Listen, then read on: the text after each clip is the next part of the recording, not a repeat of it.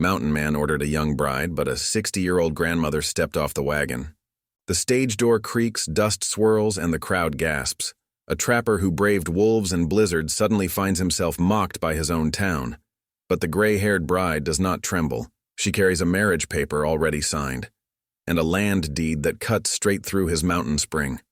She is not just unwanted, she is unstoppable. Yet whispers spread. She speaks the language of the Ute. She knows things no settler woman should know, and she carries secrets about a past drenched in betrayal. When the railroad men light the fires of hatred, only one choice remains. Can this unlikely pair turn disgrace into destiny, or will the mountains bury them both? Every time I see your comments, I'm reminded how stories connect us across distances, backgrounds, and hearts. If values like respect, courage, and compassion still guide you, then you're part of this story too.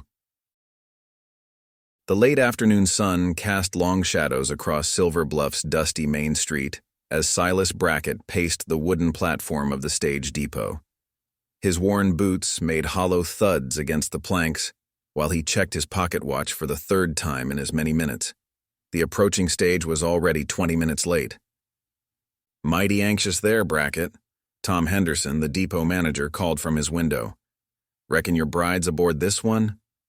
Silas merely grunted, tugging at his freshly trimmed beard.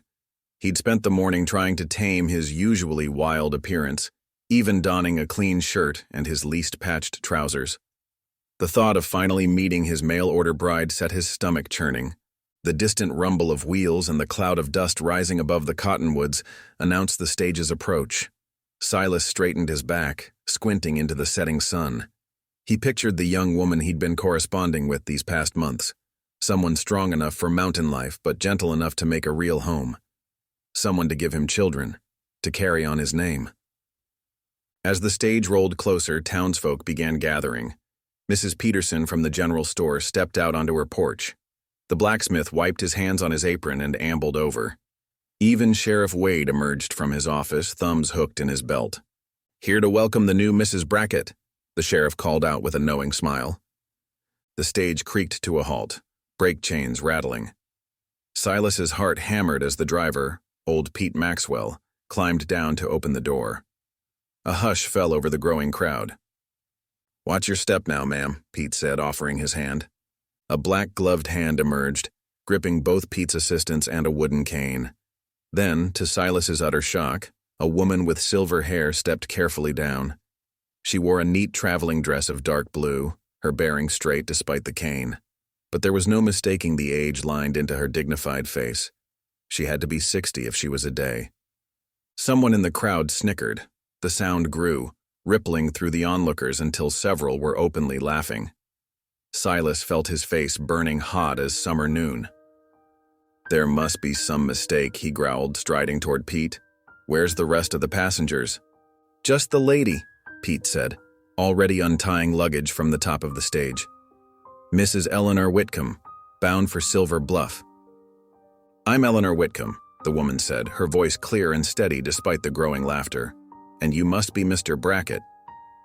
Silas whirled to face her. "This is impossible. I arranged for a bride through the Matrimonial Times Agency, a young woman who could help work my claim, bear children." "I have the contract right here," Eleanor interrupted, reaching into her reticule to withdraw several folded papers. "Signed and notarized in Denver last week. Everything's quite in order." "Order?" Silas's voice cracked. "There's nothing in order about this. You're old enough to be my mother." A fresh wave of laughter swept the crowd. Someone called out, "Looks like you got yourself a grandma instead of a bride, Brackett." Eleanor's spine stiffened, but her voice remained calm. "I paid my fee and signed the contract in good faith, Mr. Brackett. The agency matched us based on our stated requirements, a person of good character, Christian values, and practical skills. But I specifically requested," Silas began. "Age was not stipulated in the final contract," Eleanor cut in. "I have experience running a household, nursing the sick, and managing accounts. I speak both English and Ute, and I can sew, cook, and tend a garden. Those were the qualifications listed." More townspeople had gathered now, drawn by the spectacle. Silas could hear them whispering, see them pointing and grinning. His carefully built reputation as a serious mountain man was crumbling by the second. "This is ridiculous," he snapped. "I won't be made a fool of. Pete, get her back on that stage." "Stage doesn't head back east until Thursday," Pete said, setting Eleanor's trunk on the platform. "And her ticket was one way." Eleanor stepped forward, facing Silas squarely despite being a head shorter. "Mr. Brackett, I've traveled over 1,000 miles to fulfill this contract. I intend to honor my commitment, whether you choose to honor yours or not. Now, if you'll excuse me, I'll be taking a room at the boarding house until we sort this matter out properly." She turned to Pete. "Would you be kind enough to have my trunk delivered to Mrs. Miller's establishment?" "Yes, ma'am," Pete said, touching his hat brim. "Happy to help." Eleanor nodded to the still snickering crowd, then made her way down the street with measured steps, her cane tapping steadily against the wooden sidewalk. Her back was straight, her head high, showing no sign that the whispers and stares affected her at all. Silas stood rooted to the spot, face flaming as he watched her go. This couldn't be happening. He'd saved for months to pay the agency fee, had written all those careful letters describing the kind of wife he needed. Instead of a young bride to help build his future, they'd sent him a grandmother with a cane. "Well, Brackett," Sheriff Wade drawled, clapping him on the shoulder, "reckon this wasn't quite what you had in mind when you sent off for a mail-order bride." "Shut up," Silas growled, shrugging off the hand. He stalked away from the depot, the sound of laughter following him down the street. Behind him, he could hear Mrs. Peterson saying, "Did you see his face?" Poor man thought he was getting himself a pretty young thing, and instead, he ducked into the saloon needing a drink to steady his nerves. This had to be some kind of mistake. Or worse, a cruel joke at his expense. Either way, he'd send a strongly worded telegram to that agency first thing tomorrow. They'd have to fix this. Through the saloon's grimy window, he watched Eleanor Whitcomb make her way to the boarding house, never faltering despite the stares and whispers that followed her. There was something almost regal in the way she carried herself, he had to admit. But that didn't change the fact that she was completely wrong for what he needed. "Whiskey," he told the bartender. "Leave the bottle." As he poured his first drink, Silas could still hear scattered laughter from the street. His carefully laid plans for a proper family and home lay in ruins, replaced by the mortifying knowledge that he'd be the talk of Silver Bluff for months to come. The mountain man who ordered himself a bride and got a grandmother instead. He knocked back the whiskey, trying to drown out the memory of Eleanor Whitcomb's steady gaze and dignified bearing. Whatever her qualities might be, she wasn't what he'd asked for. She wasn't what he wanted. Tomorrow he'd make that perfectly clear to everyone concerned. But for now, all he could do was pour another drink and wonder how everything had gone so terribly wrong. Morning sunlight crept across Silver Bluff's Main Street, but Silas had been up since dawn. He stood outside the telegraph office waiting for it to open, determination set in his jaw. This marriage nonsense would end today. The door to the Millers' boarding house opened down the street. Eleanor emerged, wearing the same dark blue dress, but looking fresh despite yesterday's ordeal. She made her way carefully down the wooden sidewalk, heading toward the church. Whispers followed her progress. Two women paused their sweeping to stare. A group of miners heading to work nudged each other, grinning. Eleanor kept her eyes forward, navigating the uneven boards with her cane as if she noticed nothing. "Mighty fine morning, Mrs. Brackett," called out Tommy Watson from the livery, emphasizing the name with barely concealed mirth. "Indeed it is, Mr. Watson," Eleanor replied evenly, not breaking stride. Silas's face burned. He'd been Brackett the mountain man for years, respected for his skill with traplines and his knowledge of the high country. Now he was becoming a joke, all because of this silver-haired woman who'd appeared from nowhere claiming to be his wife. The telegraph office door finally opened. Silas charged inside, only to find Pastor Jonas Bellamy already there speaking with the operator. "Ah, Mr. Brackett," the pastor said, his gentle voice carrying a note of concern. "I was hoping to find you this morning. We need to discuss your situation." "Nothing to discuss," Silas growled. "I'm sending a wire to that agency demanding they fix their mistake." Pastor Bellamy shook his head. "I'm afraid it's not that simple. You see, I've already received confirmation from the agency's representative in Denver. The marriage contract was properly filed and registered with the territorial authorities last week. Silas felt the blood drain from his face. What? The contract you signed gave the agency authority to act on your behalf, the pastor explained. When Mrs. Whitcomb signed her portion in Denver, it became binding. You are, in the eyes of both law and church, married. No! Silas slammed his hand on the counter, making the telegraph key rattle. I won't accept this. They tricked me. Lower your voice, please, Pastor Bellamy said firmly. Whatever the circumstances, Mrs. Whitcomb is now your lawful wife. Christian decency requires that you provide her shelter and protection. Christian decency? Silas barked out a harsh laugh. What about decent business practices? I paid for a young bride, not a what, Mr. Brackett? Eleanor's voice came from the doorway. She stood there, one hand on her cane, the other holding a small prayer book. A grandmother? Yes, I am that. I'm also the woman who answered your advertisement honestly and in good faith. Pastor Bellamy stepped forward. Mrs. Brackett, I was just explaining to your husband that your marriage is legally binding. Yes, I expected as much, Eleanor said calmly. The agency was quite thorough with the paperwork. Silas wanted to rage at her calm acceptance, but something in her steady gaze made him hold his tongue. Instead, he turned back to the pastor. There must be some way to undo this. Divorce would require proving fraud or misconduct, Pastor Bellamy said, since age requirements weren't specified in the contract, and Mrs. Whitcomb was honest about her qualifications. He spread his hands helplessly. Eleanor stepped fully into the office. Mr. Brackett, I understand this isn't what you hoped for, but I suggest we make the best of it. Rather than lingering in town where people can gossip, why don't we proceed to your cabin? I'm quite capable of managing mountain life. Her practical tone caught Silas off guard. He'd expected tears, demands for special treatment, or at least some sign of distress at the town's mockery. Instead, she was suggesting they simply get on with things. My cabin's no place for someone your age, he said, but his voice had lost some of its edge. I've lived in far worse, Eleanor replied. If you'll arrange for supplies, I can be ready to leave tomorrow morning. Pastor Bellamy beamed. That's a sensible solution. Give yourselves time to adjust away from prying eyes. Silas looked between them, feeling trapped. But Eleanor was right about one thing. Staying in town meant enduring more ridicule. At least in the mountains, he could think clearly about how to handle this mess. Fine, he muttered. I'll speak to Peterson about supplies. Excellent, Eleanor said. Now, if you'll both excuse me, I have letters to write before supper at the boarding house. Mr. Brackett, perhaps you'd join me there this evening. We should discuss what provisions we'll need. Before Silas could refuse, she had turned and left, her cane tapping a steady rhythm on the wooden floor. Remember, Pastor Bellamy said quietly, she's a child of God, just as you are.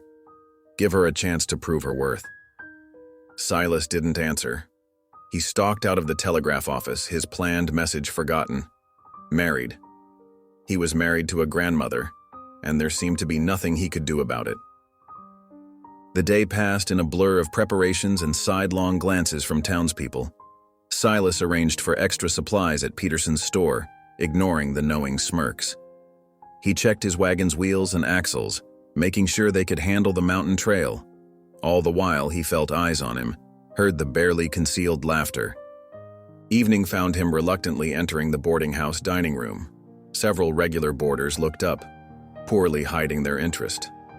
Eleanor sat at the far end of the long table, already serving herself from the steaming dishes Mrs. Miller had laid out. "Join us, Mr. Brackett," Mrs. Miller called out. "Your wife was just telling us about her journey west." Silas considered turning around and leaving, but that would only give them more to gossip about. Stiffly, he took the empty seat across from Eleanor. "As I was saying," Eleanor continued smoothly, "the train journey from Boston was quite comfortable, but the stage from Denver was another matter entirely. We had to stop 3 times to clear fallen trees from the road." "All alone at your age?" Mrs. Miller clucked sympathetically. "You poor dear." "Not at all," Eleanor said firmly. "I've wanted to see the Western Territories for years. The driver was most helpful, and we had a fascinating passenger, a Ute elder returning from government meetings in Denver. We had quite interesting conversations about local medicinal plants. "You speak Ute?" One of the miners looked up in surprise. "Yes, though I'm rather rusty. My late husband was a cavalry officer who worked with the tribal council." Eleanor passed the potatoes to Silas. "I learned enough to be useful as an interpreter sometimes." Silas found himself listening despite his determination to remain aloof. The way she described the journey showed keen observation, details about terrain, weather patterns, and local customs that might prove valuable. "Still," Mrs. Miller persisted, "it must have been frightening traveling so far alone." "Life itself can be frightening," Eleanor replied, "but that's no reason to stop living it fully." She turned to Silas. "I've made a list of supplies I think we'll need. Would you look it over?" The list, written in clear, practical handwriting, showed good sense. Basic medical supplies, sturdy cooking implements, preserved foods that would travel well. Nothing frivolous or impractical. "This seems reasonable," Silas admitted grudgingly. "I thought we might leave after breakfast tomorrow," Eleanor said. "Unless you prefer an earlier start?" "After breakfast is fine." Silas returned to his meal, aware that the other diners were watching their exchange with intense interest. The rest of supper passed with Eleanor deftly fielding questions about her journey, neither seeking pity nor showing any sign of discomfort with her situation. By the time Silas left, he noticed some of the earlier mockery had faded from the other boarders' faces, replaced by something like respect for Eleanor's quiet dignity. But that didn't make his own situation any easier to bear. Later that night, Silas sat alone in his cabin, a single lamp casting shadows on the rough-hewn walls. Tomorrow, this space would no longer be just his. The woman he'd never wanted would be here, changing everything with her presence. He poured himself a measure of whiskey, trying to drown out the memory of townspeople's laughter. The mountain man who'd ordered himself a bride and got a grandmother instead. The joke would follow him now, tarnishing the reputation he'd built through years of hard work. The lamp flickered, making shadows dance. Silas stared into them, wrestling with his shame and anger. He'd wanted a fresh start, a chance to build something lasting. Instead, he was trapped in a marriage to a woman old enough to be his mother, bound by law and church to care for her. Tomorrow she would arrive with her cane and her dignity and her practical lists. Tomorrow his solitary life would end, replaced by… what? He couldn't imagine. All he knew was that it wasn't what he'd planned, wasn't what he'd wanted, wasn't what he'd dreamed of during those long mountain nights. The whiskey burned his throat, but it couldn't burn away his dread of what the morning would bring. Dawn painted the sky in gentle brushstrokes of pink and gold as Silas led 2 saddled horses and a pack mule through Silver Bluff's quiet streets. The animal's hooves clicked against packed dirt, matching the steady rhythm of his heartbeat. Each step brought him closer to the boarding house and the reality of his unexpected marriage. Eleanor waited on the porch, a small carpetbag at her feet. She had traded yesterday's traveling dress for a practical riding skirt and sturdy boots. Her silver hair was neatly pinned beneath a wide-brimmed hat, ready for the mountain sun. "Good morning, Mr. Brackett," she said, gripping her cane. Silas nodded stiffly. "Ma'am." He secured her bag to the pack mule, where it joined the supplies they'd purchased yesterday. "The mare's gentle, but the trail ain't." "I understand." Eleanor approached the horse with quiet confidence. She studied the stirrup height, then handed her cane to Silas. "If you'd assist me?" Silas stepped forward, uncertain how to help a woman of her age mount. But Eleanor surprised him, placing one hand on the saddle horn and the other on his offered arm. Despite her years, she swung up with practiced ease, settling herself side saddle. "My late husband was cavalry," she explained, catching his startled look. "He made sure I could ride properly." Silas handed back her cane, which she secured to the saddle. Without further comment, he mounted his own horse and led them out of town. The morning air carried a hint of autumn crispness, while dew sparkled on the meadow grass stretching toward the mountains. The first hour passed in silence. Eleanor sat straight in her saddle, taking in the changing landscape as they left the valley's grasslands for the first gentle rises of the foothills. Stands of aspen shimmered golden in the morning light, their leaves whispering secrets to the wind. "Do you trap year-round?" Eleanor's question broke the quiet, her voice carrying genuine interest. Silas glanced back. "Depends on the season. Beaver's best in spring before summer pelts thin out. And winter. Mostly hunting then. Deer and elk keep me fed. Sometimes I guide hunting parties from back east. City folk who want to play mountain man for a week." A smile touched Eleanor's lips. "That must be interesting work." "Interesting ain't exactly the word I'd use." Silas found himself adding, "Most can't tell a deer track from a cow print." Had one fellow shoot his own horse's shadow? Eleanor's soft laugh held no mockery. "I imagine you have quite a collection of such tales." "A few?" Silas surprised himself by sharing another story about a banker who'd brought silk pajamas on a hunting trip. Eleanor listened attentively, asking questions that showed real curiosity about his life in the mountains. By midday, they'd climbed well into the foothills. Silas called a halt beside a clear stream, helping Eleanor dismount. She moved carefully on the rocky ground, but her face showed no sign of complaint about the journey's rigors. They shared a simple meal of bread and jerky, sitting on sun-warmed rocks while the horses grazed. The stream's gentle music filled their silence, more comfortable now than the tense quiet of morning. "The water's so clear," Eleanor observed, dipping her fingers in the current. "Like liquid crystal." "Comes straight off the snowmelt," Silas explained. "Good fishing spots upstream, where the pools run deep." "Perhaps you could show me sometime?" The question held no demand, just simple interest. Silas shifted, remembering this wasn't just a pleasant day's ride with a stranger. This woman was his wife, planning to share his life. The thought still scraped raw against his pride. The afternoon brought steeper trails and thicker forest. Pine and spruce replaced the aspen, their branches casting dappled shadows across the path. Eleanor's mare picked her way carefully over roots and rocks, while the pack mule plodded steadily behind. Silas found himself watching Eleanor more often, checking for signs of fatigue. But she remained upright, managing her cane when needed, never voicing discomfort, though the ride must have taxed her strength. The sun was setting when they finally reached the cabin. Smoke-stained logs rose from a small clearing, backed by towering pines. A lean-to shelter stood to one side, while split wood was stacked neatly against the wall. It wasn't much, just one room with a stone fireplace, but it had served Silas well enough these past years. He helped Eleanor down, noting how she leaned more heavily on her cane now. Still, her eyes were bright as she surveyed her new home.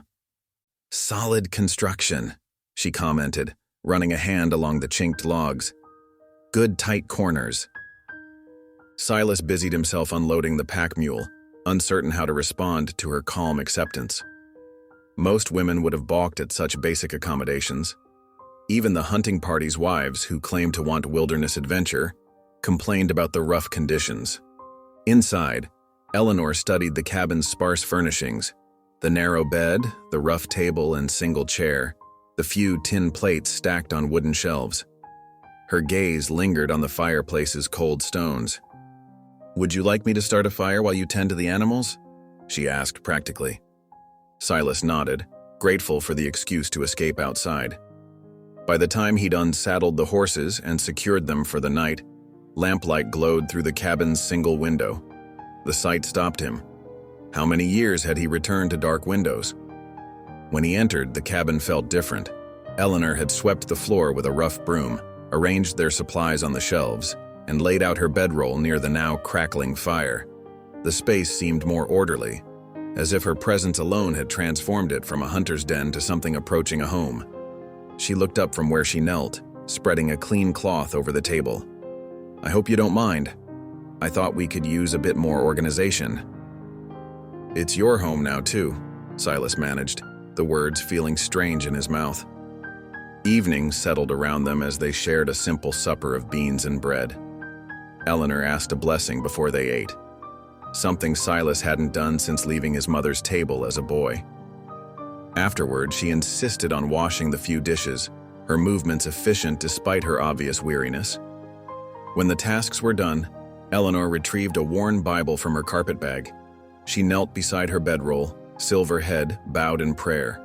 Her whispered words carried in the cabin's quiet, "Lord, thank you for safe passage in this shelter. Guide us as we build a new life here. Grant us wisdom, patience, and open hearts. Amen." Silas lay in his bed, watching firelight play across the ceiling. His wife's steady breathing soon joined the familiar night sounds. Wind in pine boughs, distant owl calls, the creek's endless song. Everything had changed, yet somehow the cabin felt more peaceful than before. He thought of how Eleanor had handled the day's journey without complaint, how she'd shown genuine interest in his work, how she'd immediately started making his rough cabin more livable. Not like a city woman forced to endure wilderness, but like someone who truly meant to build a life here. Sleep came slowly as Silas pondered the strange turns life could take. He'd wanted a young bride to ease his loneliness and give him sons. Instead, he'd gotten a silver-haired woman with quiet strength and dignity. What that would mean for his future, he couldn't say. Morning sunlight streamed through the cabin's single window, casting long shadows across the rough-hewn floor. Eleanor sat at the table, carefully lifting the brass latches on an old traveling trunk. The hinges creaked as she opened it, revealing neatly folded clothes and bundles of yellowed papers tied with faded ribbon. Silas stirred the coffee pot hanging over the morning fire, watching from the corner of his eye as Eleanor extracted several documents from beneath a stack of linens. The papers rustled as she smoothed them on the table.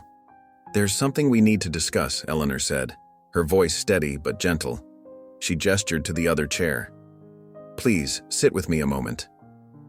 Silas brought 2 tin cups of coffee to the table, settling into the chair with reluctance.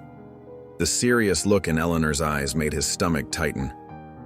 "My late husband James worked as a surveyor for the territory," she began, arranging the papers before her. "Back in '48, he filed a claim on a parcel of land in these mountains." She paused, drawing a deep breath. "I only recently found these documents while sorting through his estate before coming west." Silas's hand froze halfway to his coffee cup. "What kind of claim?" Eleanor slid one of the papers forward.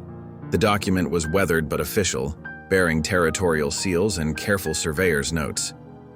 "It's a deed, properly filed and recorded. The claim covers approximately 80 acres including—" She hesitated. "Including the spring that feeds this creek, and much of the southern valley where you trap." The coffee cup clattered as Silas set it down hard. "You planned this," he accused, his voice rough with anger. "You knew all along." "No." Eleanor's denial was firm but calm. "I discovered these papers just weeks before answering your advertisement. I had no idea your cabin was here until we arrived yesterday." "Mighty convenient timing," Silas growled, pushing back from the table. He paced the small cabin, boots striking the floorboards heavily. "First you trick yourself into being my wife, now this?" Eleanor's spine straightened. "I did not trick anyone. The marriage arrangement was honest and legal.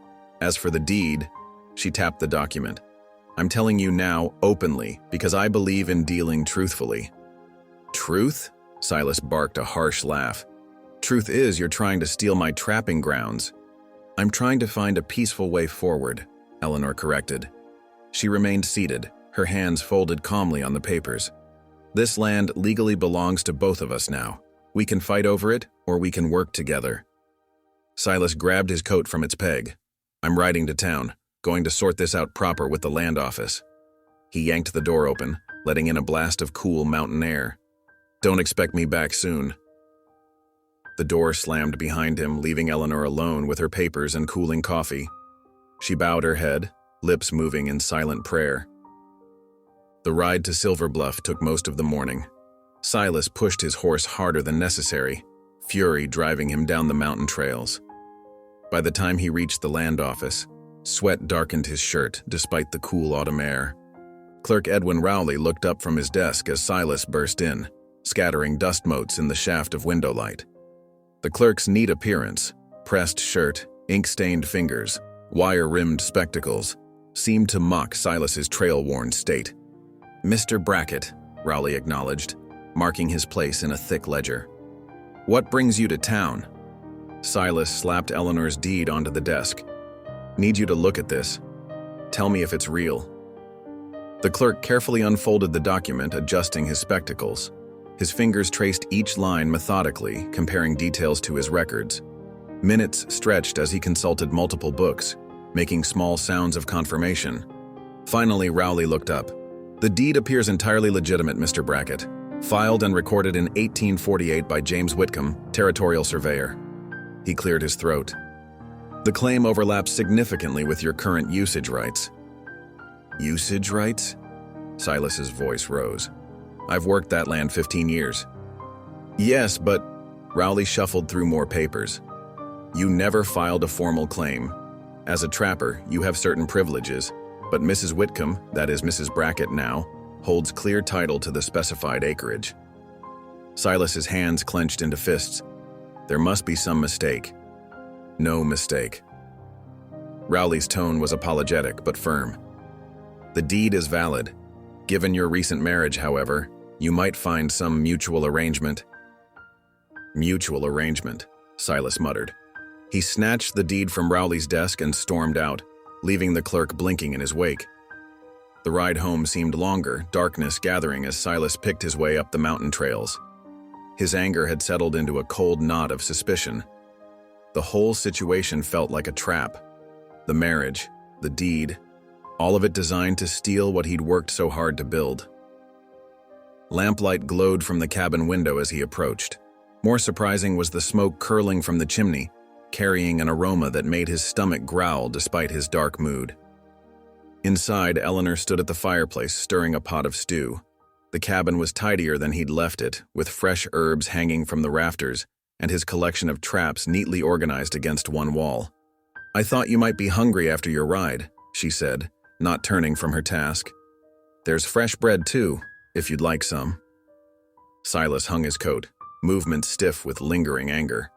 Yet the homey scent of stew and bread worked against his desire to storm and rage. How long since he'd returned to hot food and a welcoming fire? "Clerk says the deed's genuine," he said finally, dropping into a chair. Eleanor ladled stew into 2 bowls, setting one before him with a chunk of warm bread. "I expected it would be." She settled across from him, her own bowl steaming. James was very thorough in his record-keeping. Silas broke off a piece of bread, studying her face in the lamplight. "Why didn't you tell me yesterday, or in town?"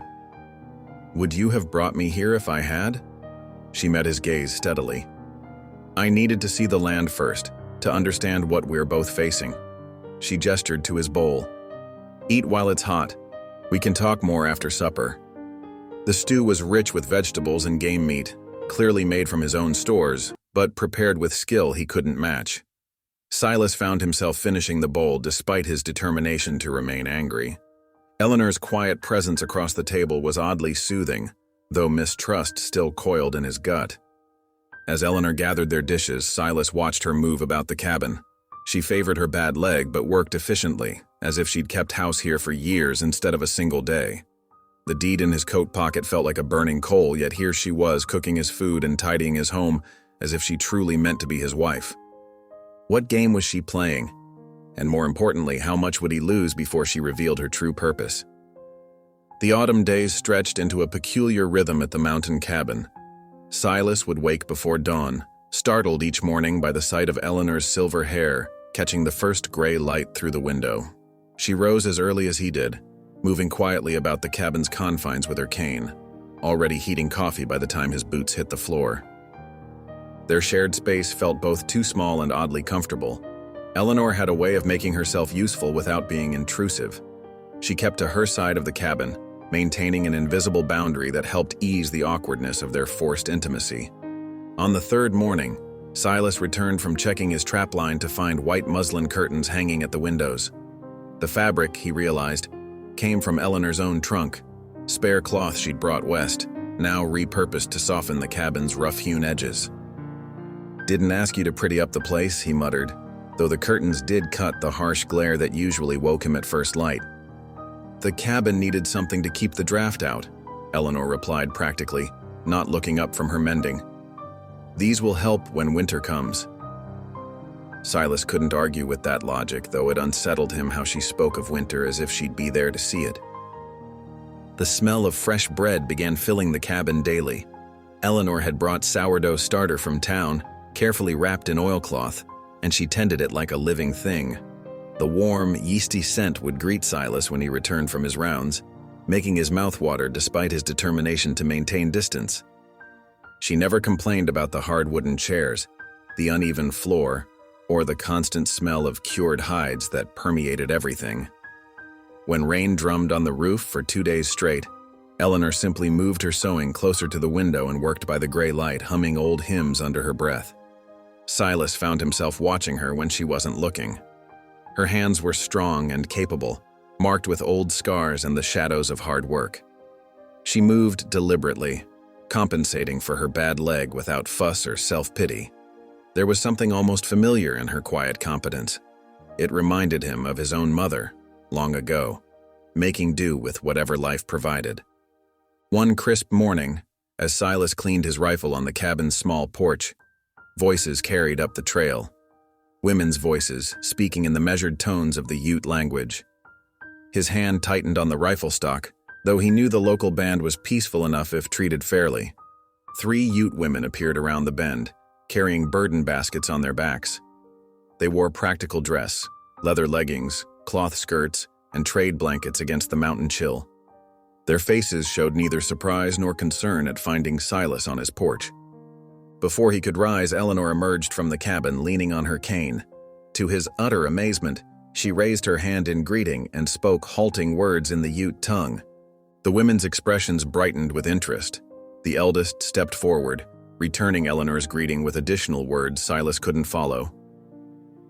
Soon, all 4 women were conversing, Eleanor's careful pronunciation drawing occasional gentle corrections and appreciative nods.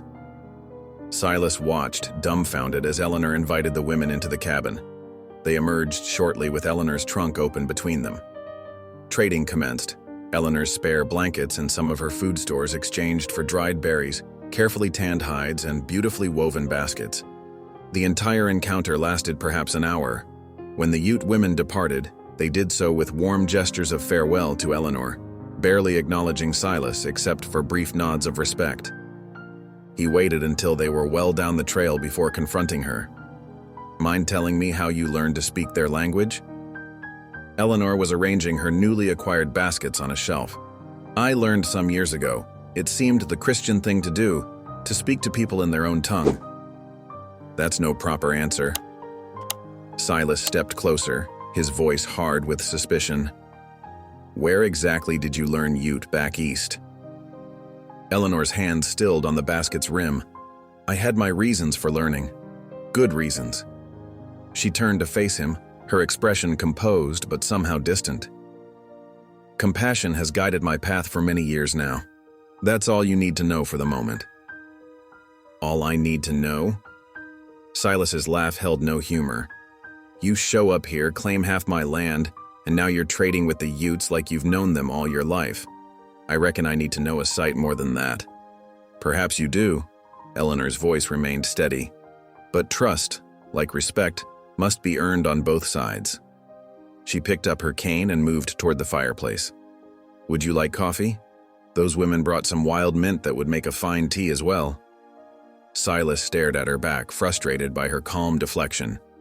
Every time he thought he had the measure of this woman, she revealed another layer that defied his understanding. That night, sleep eluded him. He lay on his bedroll, listening to Eleanor's steady breathing from her curtained corner. The cabin felt different now, changed not just by curtains and baskets, but by the presence of mysteries he couldn't unravel. Who was this woman really? What had shaped her into someone who could speak to Utes and survive mountain hardship without complaint? The deed in his coat pocket still represented a threat, but Eleanor herself had become something more complicated than a simple adversary. His mind circled back to the way she'd greeted the Ute women, not with fear or condescension, but with genuine warmth.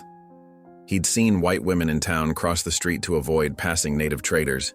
Yet Eleanor had welcomed them, shared her goods, treated them as equals worthy of respect. The night hours crept past, marked by the soft clicking of the cabin's settling logs and the distant cry of an owl.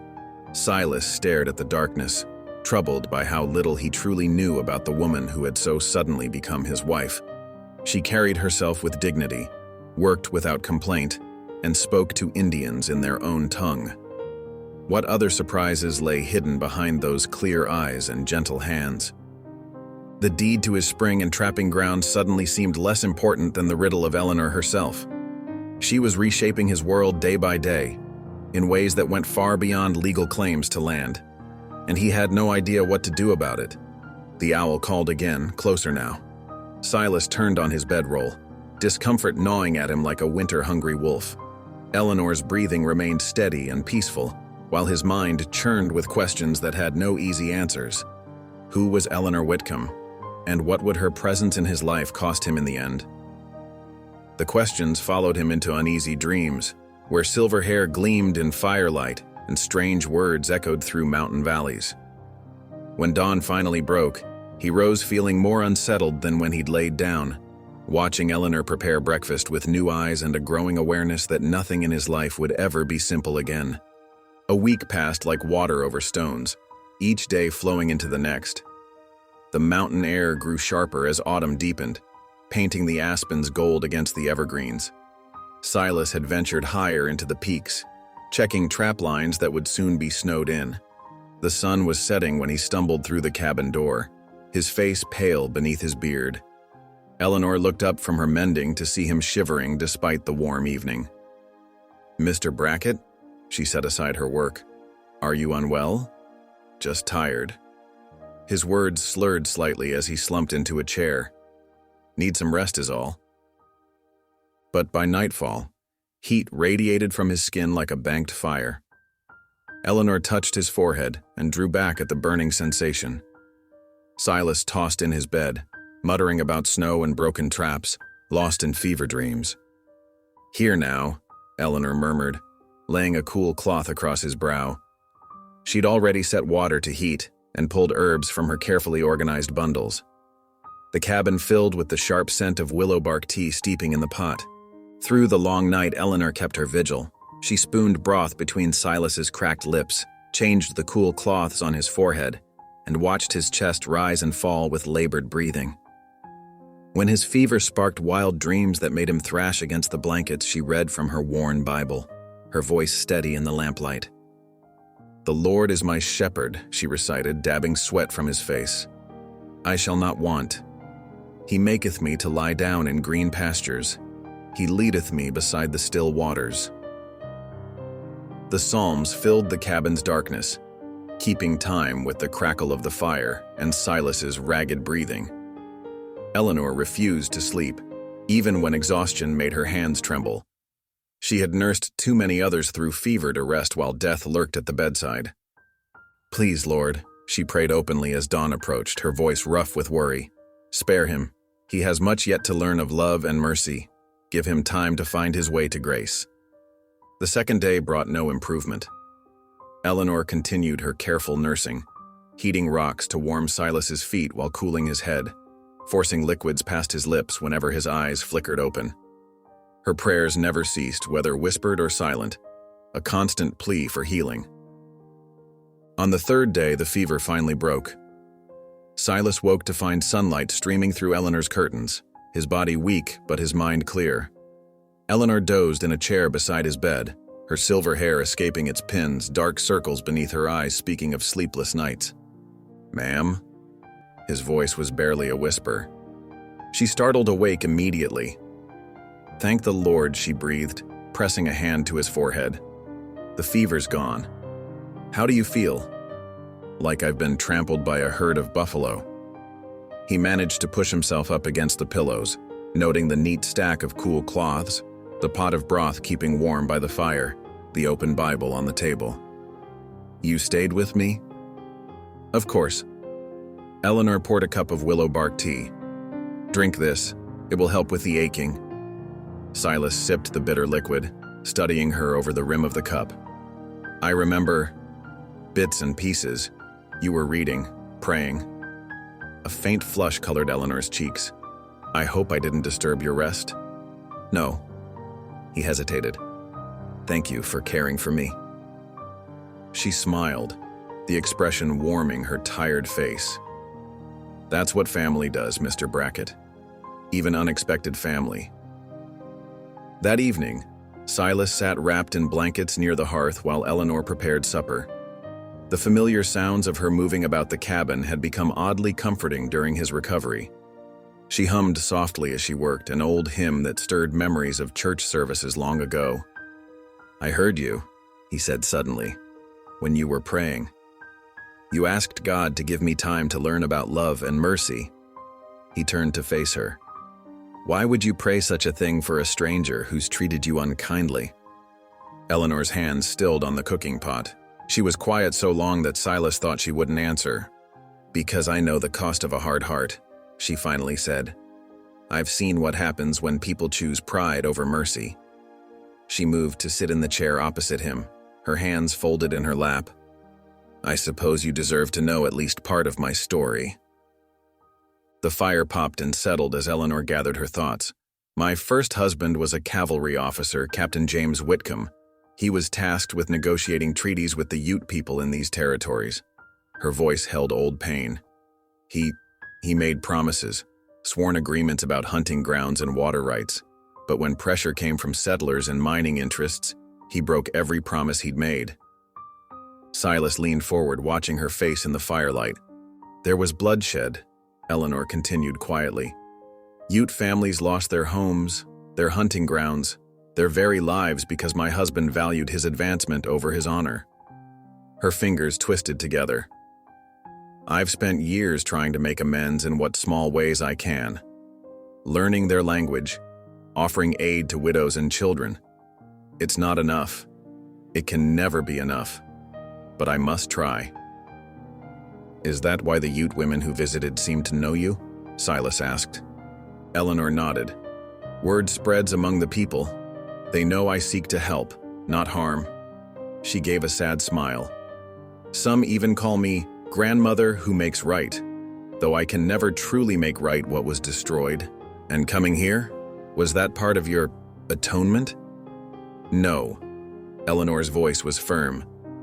I came because I was alone, and you were alone, and perhaps God had a purpose in bringing us together. She stood, returning to the cooking pot.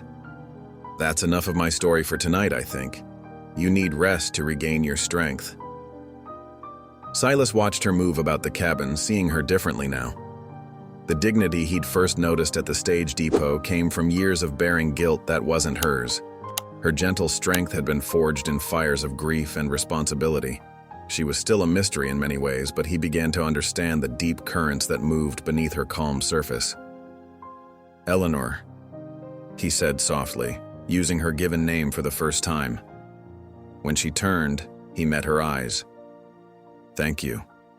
Not just for the nursing, but for telling me. She nodded, acknowledgement passing between them like a thread of understanding.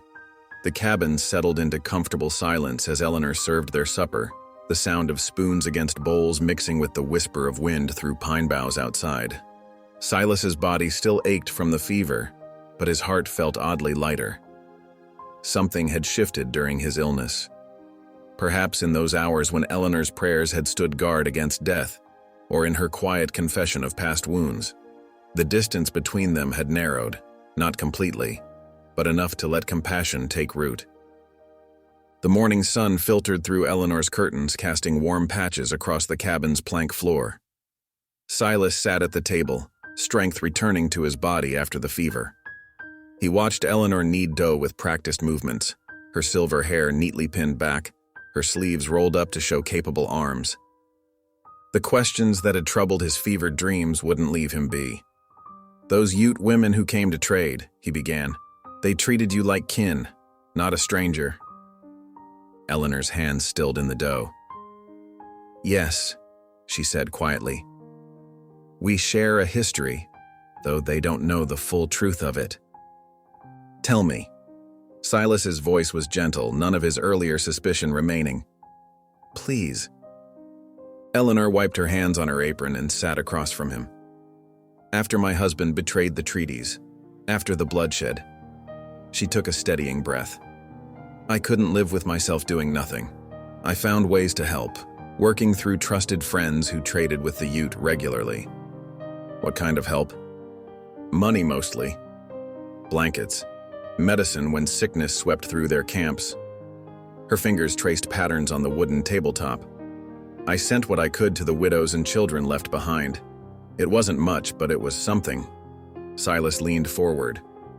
For how long? 20 years. Eleanor met his gaze steadily. Every month, whatever I could spare went west. Sometimes I'd go without new clothes or meat on my table, but I never missed a sending. 20 years, Silas breathed, and no one knew. A small smile touched Eleanor's lips. A few did. Good people who helped me get the supplies where they needed to go. But mostly no. It wasn't about recognition. It was about... She paused, searching for words. Making things right, Silas finished softly. As much as anyone can. Eleanor stood, returning to her bread dough. When my friend Martha passed, she was my main connection to the traders. I knew it was time to come west myself. To do this work in person, face to face with the people my husband wronged. Silas watched her work the dough, seeing new meaning in her capable hands. This woman he'd resented, whose arrival had seemed a cosmic joke, had spent decades quietly building bridges while others tore them down. The disputed land, he said suddenly. You're not planning to take it from me, are you? Eleanor turned, flour dusting her apron. No, Silas, I'm hoping we might find a better way to use it. Together. The word together hung in the air between them, full of possibility. Later that afternoon, when the bread was cooling on the windowsill, Silas saddled 2 horses. I want to show you something, he said. Eleanor mounted with her usual quiet grace, and they rode out under the autumn sky. The trail wound upward through stands of aspen, their leaves shimmering gold in the afternoon light. Silas led them to a high ridge overlooking the valley below. This is it, he said, reining his horse to a stop. The disputed section. Your husband's claim runs from that creek to the far ridge. Eleanor surveyed the land, her eyes taking in the mix of meadow and woodland.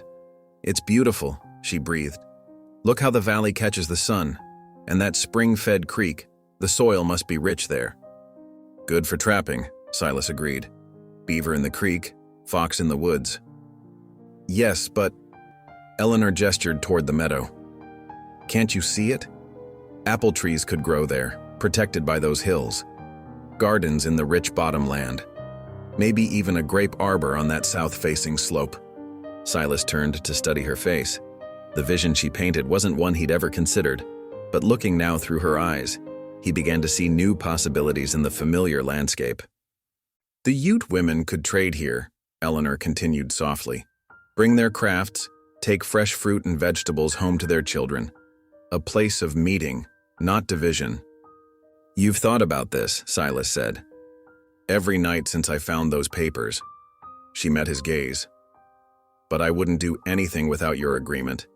This is your home, Silas. I'm just hoping it might become something more. The autumn wind rustled through the aspens, carrying the sharp scent of pine. Below them, the creek caught the late sunlight like scattered silver. Silas found himself seeing the land differently, not just as territory to work, but as something that could nurture new growth, new connections. Tell me more, he said. Eleanor's face lit up. For the next hour, they sat their horses on the ridge while she described her dreams for the valley. Silas listened, asking questions, offering suggestions about water flow and winter protection. The land between them became a shared vision rather than a source of conflict. As the sun began to sink, they rode home in comfortable silence. The cabin welcomed them with the smell of fresh bread and wood smoke. Eleanor set about preparing their evening meal while Silas tended to the horses, each moving in the familiar rhythm they'd developed. Over supper, they didn't speak of the future directly, but something had shifted between them, like earth after spring thaw, softened, ready for new growth. Silas watched Eleanor butter her bread, remembering how she'd cared for him during his fever, how she'd prayed through the long nights. The woman who'd stepped down from that stagecoach was no longer a stranger to be resented, but a partner in possibility. "The bread turned out well," he offered. "Thank you." Eleanor's smile was warm in the lamplight. "Tomorrow I thought I might try biscuits." "I'd like that." They continued eating, the quiet broken only by the clink of spoons and the pop of the fire. Outside, a lone coyote called, its voice carrying across the darkening valley. Eleanor cocked her head to listen. "They always sound so lonely," she said. "Not lonely," Silas corrected gently. "They're calling to their pack, letting them know where home is." Eleanor's eyes met his across the table, understanding passing between them like a current. Neither spoke of it, but both felt the weight of the moment. Two solitary souls beginning to find their way towards something that might become home. The evening settled around them like a comfortable blanket. Eleanor cleared the dishes while Silas banked the fire for the night. Their movements in the small cabin had become a kind of dance, each knowing the other's rhythms, each making space for the other's presence. Later, as Eleanor sat mending by lamplight and Silas cleaned his rifle, the comfortable silence was broken only by the whisper of thread through fabric and the soft click of metal parts. The woman he'd once seen as an unwelcome intruder had become, what? A partner? A friend? Something more that he wasn't ready to name? Silas watched her skilled hands with the needle, remembering how those same hands had soothed his fever, how they'd shaped bread dough, how they'd gestured with quiet passion as she described her vision for the valley. 20 years of secret giving had shaped those hands, had shaped the heart of the woman who now shared his home. The lamplight caught the silver in Eleanor's hair, reminding him of aspen leaves in sunlight. She hummed softly as she worked, an old hymn that seemed to wrap around them both like a blessing. Outside, the coyote called again, and this time, from somewhere in the darkness, another voice answered. The autumn morning dawned clear and cool, dew sparkling on the cabin's rough-hewn logs. Eleanor stood at the wash basin, hands deep in sudsy water, when the sound of approaching hoofbeats made her pause. Through the window, she spotted a rider coming up the trail, not the usual rough-clothed trapper or trader, but a man in a fine eastern suit, riding a sleek bay horse. Silas stepped out onto the porch, rifle held casually but ready. The stranger dismounted with practiced ease, his polished boots raising little dust. He removed his hat with a flourish, revealing steel-gray hair and a smile that didn't quite reach his eyes. "Mr. Brackett?" The man's voice carried the smooth polish of city boardrooms. "I'm Darius Kellerman, representing the Denver and Rio Grande Railroad Company." He extended a gloved hand, which Silas didn't take. Eleanor dried her hands and stepped outside, her cane tapping softly on the wooden boards. Kellerman's eyebrows rose slightly at her appearance. "Ah, and this must be Mrs. Brackett. I'd heard there was a recent marriage." His pause spoke volumes. "State your business," Silas said flatly. Kellerman reached into his saddlebag and withdrew a leather portfolio. "I'll be direct. The railroad's surveyed route runs through this valley, right through both your claims, in fact." He spread a map across the porch railing. "We're prepared to offer fair compensation for the land." Eleanor moved closer, studying the map. "Both our claims?" "Oh, yes." Kellerman's smile widened. "We're aware of the interesting situation regarding overlapping deeds. The railroad can solve that problem quite neatly." "By taking both parcels?" Silas's voice held a dangerous edge. "By offering you both a fresh start elsewhere, with enough money to build something new." Kellerman produced an envelope. "The figures are quite generous." Eleanor straightened, her grip tightening on her cane. "My late husband surveyed this land himself, Mr. Kellerman. His work was thorough and legal. I won't dishonor his memory by selling to those who would destroy it, my dear lady." Kellerman's tone turned patronizing. "Surely at your age, you'd prefer a comfortable—" "My age has nothing to do with right and wrong," Eleanor cut in. "This land isn't for sale." Kellerman's pleasant mask slipped for just a moment, revealing something harder beneath. "The railroad is coming, Mrs. Brackett. Progress can't be stopped. If you won't accept our offer—" He shrugged. Well, there are other ways to secure what we need. Legal ways. Silas stepped forward, his shadow falling across the map. You're done here. Think carefully, Kellerman said, rolling up his papers. The town's growing. People are eager for the prosperity the railroad will bring. They won't look kindly on those who stand in the way. His gaze shifted to Eleanor, especially those who seem more concerned with other interests. Get off my land, Silas growled. Kellerman mounted his horse with the same smooth grace he'd shown dismounting. I'll give you a week to reconsider. After that, things become official. He touched his hat brim and rode away, leaving an uneasy silence behind. That afternoon, Silas rode into town for supplies. The mood had already shifted. He felt it in the sideways glances, the conversations that stopped when he approached. At the general store, he overheard snippets that made his jaw clench. That old woman's filling his head with nonsense. Sympathizing with Indians while honest folks need the railroad. Probably using him for the land all along. He gathered his supplies quickly, but not before Clerk Rowley cornered him near the feed sacks. Heard you had a visitor today, Rowley said, too casually. Railroad's offering good money, Silas. Better take it before things get complicated. My business ain't yours, Silas replied shortly. Everything's everybody's business when progress is at stake. Rowley's voice hardened. That woman's got you tangled up in her schemes. First the marriage, then the overlapping deed, now this Indian-loving business. Silas shouldered past him without reply, but the words followed him like wasps. Loading his supplies, he saw Kellerman emerging from the hotel, deep in conversation with several prominent townsmen. The railroad agent caught his eye and nodded slightly, his meaning clear. The pressure would only grow. The ride home seemed longer than usual, worry gnawing at Silas's gut. Not fear of losing the land. He'd survived with nothing before. No. What ate at him was the familiar taste of scorn, the sideways glances, the whispered mockery.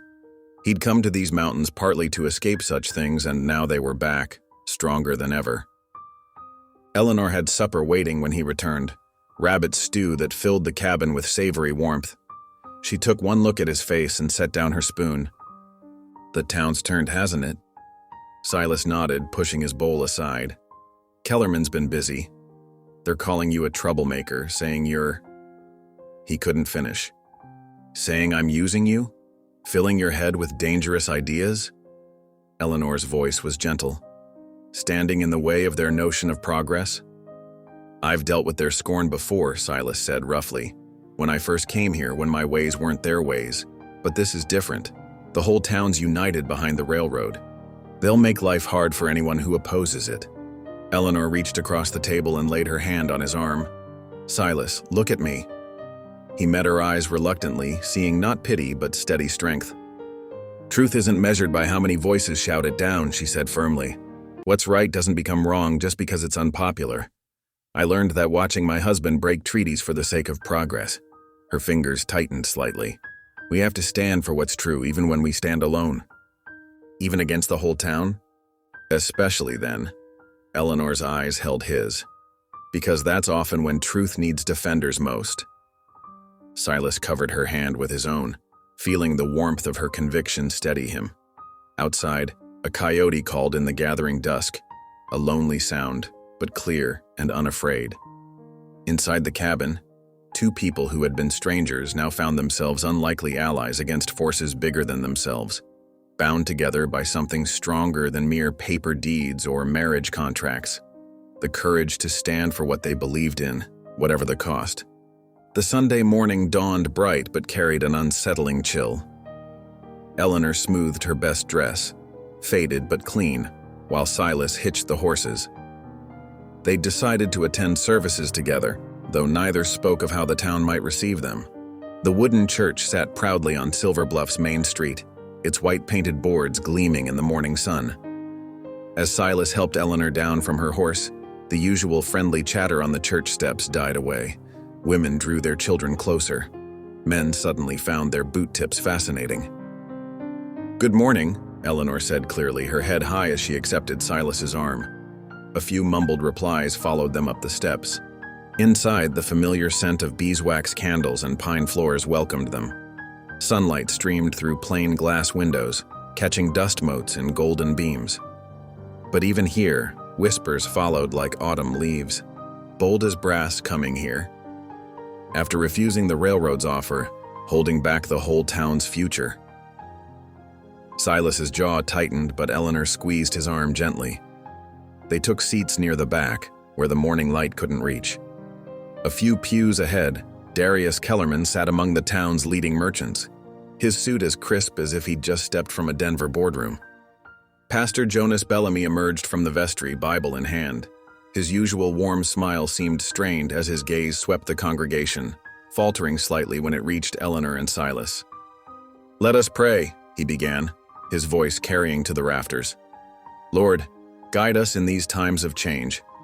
Help us honor our commitments to you, to each other, and to the progress you have ordained for our community." Silas felt Eleanor stiffen beside him. The pastor's emphasis on commitments hung heavy in the air. Throughout the sermon, Bellamy's words danced around the issue consuming the town. He spoke of Abraham's covenant, of binding promises, of sacrifice for the greater good. His eyes kept straying toward Eleanor, then darting away as if her steady gaze made him uncomfortable. "Sometimes," he said, mopping his brow with a handkerchief, "what seems right to one person may stand in the way of God's larger plan for many. We must examine our hearts, ensure our personal desires don't blind us to the needs of our neighbors." Eleanor sat straight-backed, her hands folded in her lap, while Silas fought the urge to stand and walk out. The message couldn't have been clearer if Bellamy had named them outright. After the final hymn, the congregation spilled out into the sunshine. Kellerman worked the crowd like a skilled sheepdog, moving from group to group, his voice carrying just enough to reach Eleanor and Silas as they emerged. "Shame about the delay to the rail line," he said to one cluster of merchants. "Think of the business we're losing every week." To another, "Other towns are eager for the opportunity Silver Bluff seems ready to refuse." And to the farmers, "That water source could irrigate twice the land if properly developed. Instead, it's tied up in disputed claims." Each comment drew worried looks toward Eleanor and Silas. The crowd subtly shifted, leaving them in a small island of space on the church steps. "Brother Silas." Pastor Bellamy approached, twisting his hat in his hands. "Mrs. Brackett, I trust the service was illuminating?" "Very clear, Pastor," Eleanor replied quietly. "Though I wonder if you've considered whose progress is truly being served." Bellamy flushed. "Now, Sister Eleanor, we must all think of the community's needs." "Indeed we must," she agreed, "all of the community, including those whose voices aren't heard in your church." The pastor's discomfort was plain. "I pray you'll reflect on today's message," he managed, before retreating to safer conversations. The ride home started in heavy silence. The trail wound through aspen groves where golden leaves trembled in the rising wind. Dark clouds gathered over the mountains, promising rain. Around a bend, they encountered several Ute families moving camp, their horses loaded with supplies and household goods. Eleanor reined in, speaking soft words of greeting in their language. The travelers' faces brightened with recognition. An elder woman dismounted, approaching Eleanor with dignity. They spoke for several minutes, gestures filling gaps in vocabulary. Silas watched, amazed, as the natural wariness he usually saw in native eyes melted away. They trusted Eleanor in a way they'd never trusted him, despite his years in these mountains. The Ute woman pressed something into Eleanor's hands, a small pouch of seeds, Silas realized, before the group moved on. Eleanor tucked the gift carefully into her saddlebag, her eyes distant. "What sort of seeds?" Silas asked, breaking their long silence. "Squash," Eleanor replied. "The kind that stores well through winter. She said her people have grown them here for generations." She looked at him directly. The railroad's route would cut right through their traditional planting grounds. Silas nodded slowly, understanding more with each passing day. They reached the cabin as the storm rolled in. Thunder growled across the peaks while they tended the horses and hurried inside. Eleanor lit the lamps while Silas built up the fire. Wind rattled the roof timbers as they sat down to a simple supper of bread and beans. Neither spoke of the day's events, but the silence between them had changed.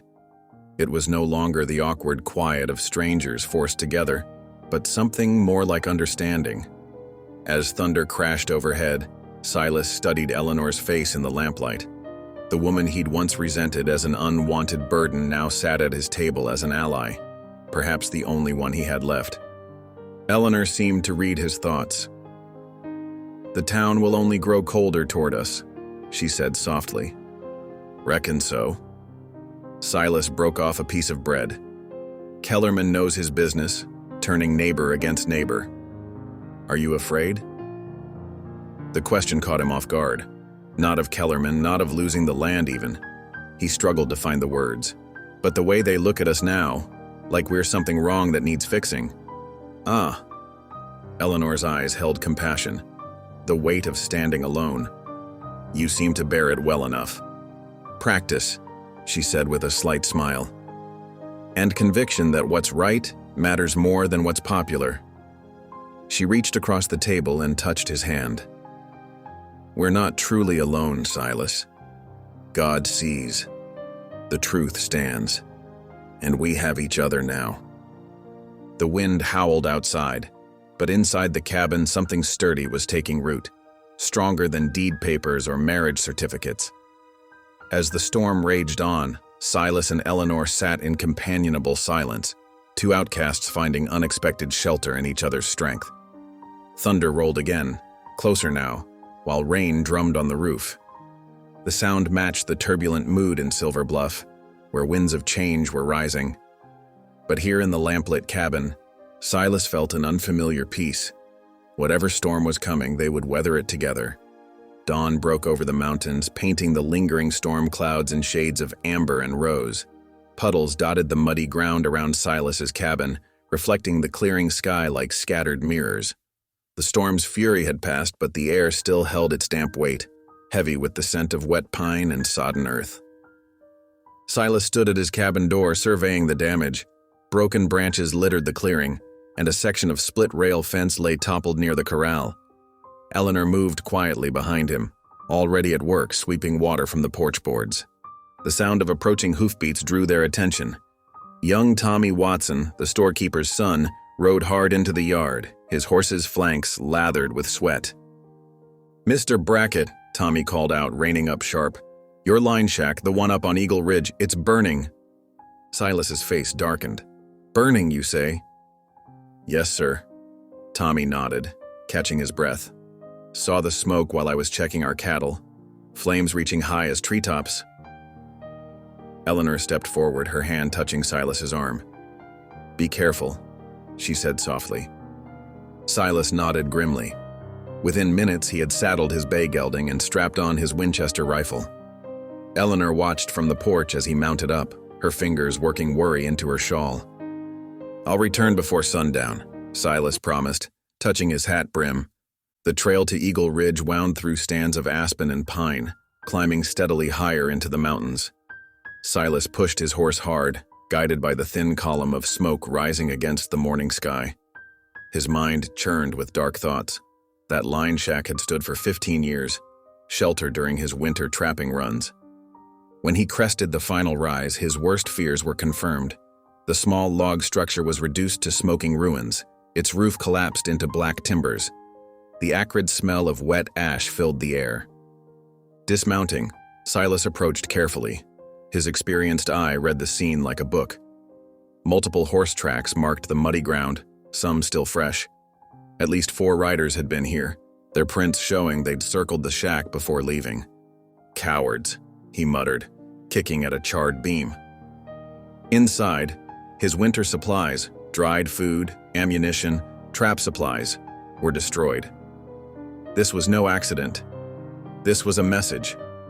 The ride back to his cabin seemed longer, worry spurring him faster. Something felt wrong in the heavy air, in the unusual quiet of the forest. When he finally emerged from the tree line, his heart nearly stopped. A group of mounted men, at least 15 strong, crowded his yard. Their horses stamped nervously in the mud as voices rose in anger. At their center stood Darius Kellerman, his fine coat somehow spotless despite the mess. Eleanor stood on the porch straight-backed despite her cane, facing down the mob with quiet dignity. "There he is," someone shouted as Silas approached. "The Indian lover's husband." Kellerman raised his hand for quiet. "Mr. Brackett, we've come to address a serious matter. Your wife has been corresponding with certain undesirable elements. Letters were found, proving she's been passing information to the Ute." "That's a lie," Silas growled, dismounting. "We have proof," Kellerman continued smoothly. "She's been undermining progress, working against the railroad's interests. For the good of the community, she must leave. Today." Eleanor's voice carried clearly across the yard. "I've done nothing wrong. My letters were to missionary friends concerning aid for widows and children." "Aid for savages," someone spat, "while honest folks suffer." The mob pressed closer. Silas saw familiar faces twisted with anger. Men he'd known for years, traded with, shared drinks with. Now they looked at him like a stranger, like an enemy. "She's not leaving," Silas declared, his hand moving toward his rifle. Everything happened at once. Two men rushed forward, grabbing Eleanor's arms. She cried out in surprise as they dragged her from the porch, her cane clattering to the ground. Others moved to block Silas's path. In one fluid motion, Silas raised his Winchester, leveling it at the nearest man's chest. "Let her go," he commanded, his voice deadly quiet. "Silas, no," Eleanor called out. Despite rough hands holding her, her voice remained steady. "Please, no bloodshed, not for my sake." "Listen to your wife, Brackett," Kellerman said. "You can't shoot us all. Put down the rifle and we'll ensure she's treated fairly. Resist, and things will go badly for everyone." Silas's finger tightened on the trigger. He could take 3, maybe 4 of them before they rushed him. But Eleanor's words echoed in his mind, along with memories of her gentle teachings about mercy and turning away from violence. "Please," Eleanor repeated softly, "remember what we spoke of. There's been enough death in these mountains." The moment stretched like pulled taffy, tension crackling in the air. Then, slowly, Silas lowered his rifle. "Smart choice," Kellerman nodded. "Mrs. Brackett will be held in town until arrangements can be made for her departure. Don't try anything foolish." They mounted up quickly, 2 men keeping firm holds on Eleanor's arms as they lifted her onto a horse. She sat straight-backed, her silver hair catching the morning light, eyes locked with Silas's until the last moment. The mob rode out, taking Eleanor with them, leaving churned mud and silence in their wake. Silas stood rooted, his rifle hanging useless at his side, watching until they disappeared around the bend. Rage and shame warred in his chest, along with something deeper, fear for Eleanor, and an aching respect for her courage. Her fallen cane lay in the mud, a mute testament to violence poorly masked as justice. Silas picked it up carefully, clutching the smooth wood like a lifeline. The morning sun continued to rise, indifferent to the drama below, while Silas stood alone in his yard, torn between the burning need for revenge and the harder path of wisdom Eleanor had shown him. Thunder rumbled in the distance, another storm approaching, or perhaps just an echo of the one that had passed. Either way, Silas knew in his bones that this day's troubles were far from over. Seeking another way. The cabin door creaked shut behind Silas, its familiar sound now hollow in the empty space. Eleanor's absence pressed against him like a physical weight. Her half-finished mending still lay in the chair by the window. The kettle she'd filled that morning waited on the stove, cold and unused. Silas's legs gave way. He stumbled to the hearth, falling to his knees before the cold ashes. His hands trembled as he gripped Eleanor's cane, still flecked with mud from where it had fallen. The smooth wood bore the marks of years of use, polished by her steady grip. Images flashed through his mind. Eleanor kneeling in this very spot during his fever, her silver hair gleaming in the firelight as she prayed through the long nights. He remembered her voice, steady and sure, lifting his name to heaven when he'd been too weak to protest. "Lord," Silas whispered, his voice rough with disuse. How long had it been since he'd truly prayed? Years of isolation had hardened him, turned his heart from such things. But now the words came, halting at first, then rushing like spring meltwater. "Lord, I ain't worthy to ask, but I need your help." His fingers tightened on the cane. "Show me what to do. Give me wisdom to save her. Not with bullets, she wouldn't want that. But I don't know another way." Tears he hadn't shed since childhood burned his eyes. "She came here uninvited, turned everything upside down. But she showed me mercy when I deserved none, taught me patience when I was bitter. Please, please don't let them drive her away." The silence of the cabin wrapped around him as he knelt there, minutes stretching like hours. Outside, the afternoon light began to fade, shadows lengthening across the floor. Finally, Silas rose, his knees stiff from the hard planks. A kind of calm had settled over him, not peace exactly, but purpose. He moved with deliberate care, checking his rifle but leaving it mounted above the door. Instead, he filled his saddlebags with provisions: bread, jerky, a canteen of water. Eleanor's shawl lay forgotten on her bed. He folded it gently, tucking it away with the rest. The bay gelding nickered softly as Silas saddled him in the growing dusk.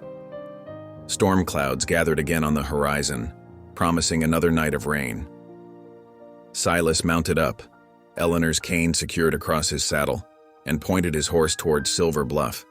The town glowed ahead of him like a cluster of fireflies, pinpricks of lamplight marking windows and doorways. As he drew closer, he could see a larger gathering of lights near the jailhouse, torches, their flames dancing in the wind. Voices carried across the evening air, angry and excited. Silas dismounted at the edge of town, leading his horse quietly through the shadows of the alleyway behind the general store. The crowd had grown since afternoon, perhaps 50 people now, clustered around the jailhouse steps. Darius Kellerman stood above them, his figure outlined by torchlight. "Progress cannot be denied," Kellerman's voice rang out, practiced and smooth. "The railroad brings prosperity to all, but there are those who would stand in its way, who sympathize with savages over civilization." Murmurs of agreement rippled through the crowd. Silas crept closer, staying in the darkness between buildings. Through the jailhouse's barred window, he caught a glimpse of silver hair, Eleanor, sitting straight-backed on a narrow cot, her hands folded in her lap. "This woman," Kellerman continued, gesturing toward the window, "has actively worked against your interests. Her letters prove it. While you struggled to build homes, to farm this land, she sent aid to those who would drive you out." "String her up," someone shouted. Others took up the cry. Silas's hand instinctively moved to his empty holster, but Eleanor's words echoed in his memory. "No bloodshed." He forced his fingers to unclench. Violence would only feed their fury, give them excuse for worse actions. Besides, even if he shot Kellerman now, what then? The mob would tear him apart, and Eleanor would still be trapped. "Tomorrow," Kellerman announced, raising his hands for quiet. "We will escort Mrs. Brackett to the station. She will return east where she belongs. The railroad's plans will proceed without interference." Cheers erupted from the crowd. Silas watched as Kellerman soaked in their approval, his smile visible even in the wavering torchlight. The railroad agent was playing them like a fiddle, stoking their fears and prejudices for his own gain. A drop of rain struck Silas's cheek. Others followed, pattering on the wooden walkways and raising dust from the street. The crowd began to disperse, seeking shelter from the weather. Kellerman descended the jailhouse steps, accepting handshakes and backslaps as he went. Silas waited until the last townspeople had gone, leaving only 2 armed guards posted at the jailhouse door. The rain fell steadily now, dampening the torches until they sputtered and died. Through the window he could still see Eleanor. She had not moved from her position, but her lips moved silently, praying, he knew, though whether for herself or her captors he couldn't tell. "I'll come back for you," he whispered, though she couldn't hear. "I promise." Leading his horse carefully, Silas retreated through the rain-slicked alleys. His mind worked furiously, examining and discarding plans. The guards were too alert for a night rescue, the jail too solid for breaking, and any attempt at force would bring the whole town down on them. But there were others who knew these mountains better than any railroad man. Others who owed Eleanor a debt of gratitude for her years of secret aid. Others who might help if approached with respect and humility. Silas rode through the night, the storm's fury breaking around him. Lightning split the sky, illuminating the trail in brief, brilliant flashes. His horse picked its way carefully over rain-swollen streams and muddy slopes. As false dawn began to lighten the eastern sky, he approached the Ute encampment. Smoke rose from morning cooking fires carrying the scent of coffee and frying bread. Dogs barked at his approach, bringing several men out of their lodges. They regarded him warily, hands near weapons, until one recognized him as Eleanor's husband. Silas dismounted slowly, making no sudden moves. He held Eleanor's cane before him like a peace offering, letting them see the mud that spoke of violence. Rain dripped from his hat brim as he stood there, exhaustion evident in every line of his body, but his eyes burned with desperate hope as he searched their faces for some sign of welcome. "I need your help," he said simply. "Eleanor needs your help." The morning wind sighed through the pines, carrying the promise of change with the coming dawn. Chief Nakai emerged from his lodge as the morning mist curled around the camp. His weathered face showed no surprise at finding Silas there, as if he had expected this visit. The other Ute men formed a loose circle, their expressions guarded but not hostile. Silas held Eleanor's mud-stained cane before him. "The townsmen took her," he said, his voice hoarse from the night ride. "They mean to force her onto the train tomorrow. Send her away." Nakai's dark eyes studied the cane, noting the way Silas's fingers gripped it like something precious. The chief's silver-streaked hair was bound back with a leather cord, his bearing dignified despite the early hour. "Why does this concern us?" Nakai asked in clear English, though Silas knew he understood perfectly well. This was a test, not of truth, but of Silas's heart. "She told me what she did," Silas replied, meeting the chief's gaze. "How she sent help to your people after her first husband broke the treaties. How she learned your language to bridge what others destroyed." He swallowed hard. "I didn't understand at first, thought she was just a burden, an old woman come to shame me. But she showed me a better path." The morning wind stirred the lodge poles, making the canvas walls flutter. Somewhere in the camp, a baby cried and was hushed. Nakai remained silent, waiting. "I ain't asking for warriors," Silas continued. "She wouldn't want violence. But if enough of your people came with me, showed the town that she has friends among the Ute, maybe they'd think twice about what they're doing." An older woman emerged from a nearby lodge, her silver hair bound in braids. She spoke rapidly to Nakai in their language, gesturing at Eleanor's cane.